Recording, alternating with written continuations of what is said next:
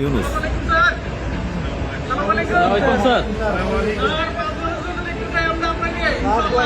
বাংলাদেশের জন্য, আমাদের জন্য।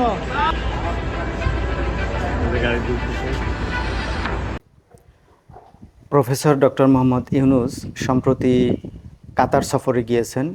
সেখানকার একটা সিন দেখে আমার খুবই আশ্চর্য লাগলো যে এরকম বিগত বছরগুলোতে বা বিগত দিনে আমরা কোনো রাষ্ট্রপ্রধানকে, আমাদের রাষ্ট্রপ্রধানকে এরকম কাউকে দেখিনি।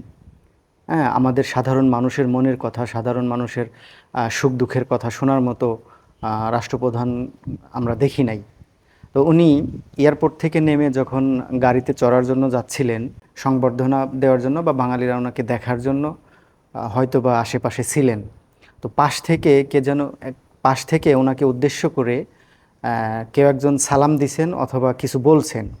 খুব আস্তে শোনা গেছে কথাটা, কিন্তু সেটা কিন্তু উনি শুনছেন। ডক্টর মোহাম্মদ ইউনুস উনি শুনছেন। শোনার পরে উনি কিন্তু দাঁড়াইছেন, দাঁড়ায়া হাত ইশারা করে, হাত নাড়িয়ে তাদেরকে বুঝাইছেন যে আমি শুনেছি। উনি কিন্তু সারা পৃথিবীতে সেরা মানুষদের মধ্যে একজন, সেরাদের মধ্যে একজন। উনি কিন্তু চাইলে এ সমস্ত ছোটোখাটো বিষয় বা আমাদের মতো সাধারণ মানুষের কথা ওনার না শুনলে কিচ্ছু যায় আসে না।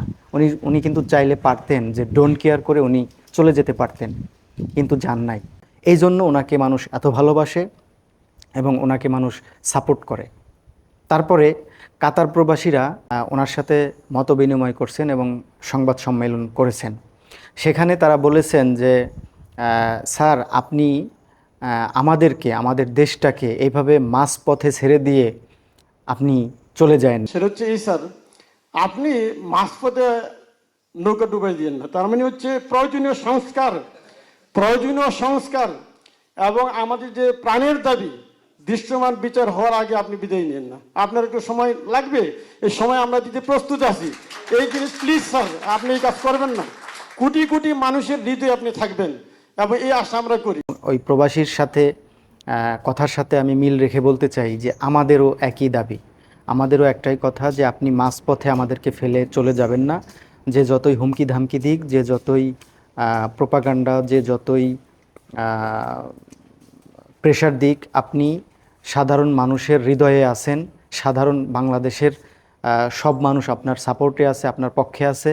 আপনি ভয় পাবেন না। নির্বাচন আপনি আপনার প্রয়োজন মতো সম্পন্ন কাজ শেষ করে, সংস্কার বলেন আর অন্যান্য যত কাজ আছে বাংলাদেশের সমস্ত কাজ শেষ করার পরে তারপরে আপনি একটা নির্বাচনের ব্যবস্থা করবেন। এর আগে যে দলই যত প্রেশার ক্রিয়েট করুক, আপনি নির্বাচন দিবেন না প্লিজ।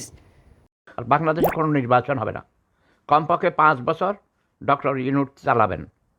তার স্বাস্থ্য ভালো থাকলে, যতদিন সুস্থ থাকবে তিনি চালাবেন। কোনো চোর চোট্টা, চাঁদাবাজ, এইসব ভণ্ড রাজনীতিবিদ দেখাও, একটা বিরোধী দলে থাকাও তাদের চেহারায় কত জৌলুস, এক একজনের 2-3টা গাড়ি, কত বাড়ি, ড্রাইভার।